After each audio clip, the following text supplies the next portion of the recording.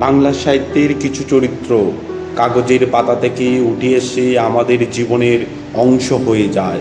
আজ তেমনই কিছু চেনা চরিত্রের খোঁজ নেয়ার পালা।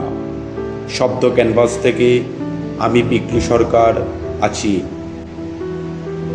মনে পড়ে কারো বিলাসীর কি খবর? সে কি পেরেছিল মৃত্যুঞ্জয়কে বাঁচাতে? আচ্ছা, হৈমন্তীর পরে অপু কি আর কাউকে বিয়ে করেছিল? কেমন আছে টুনি? মন্থুর খবর জানো?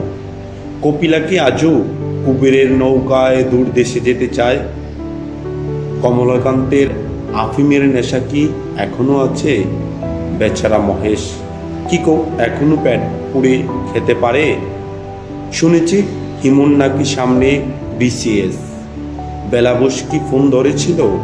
মিসির আলি কি তার অমীমাংসিত রহস্যের জট খুলতে পেরেছিল? মাসুদ রানা কি এখনো অ্যাডভেঞ্চার? ফেলুদার গোয়েন্দাগিরির খবর রাখো? হালুম, মুকুল, সুমনা, টুকটুকি ওরা কি এখনো সিসিমপুরে যায়?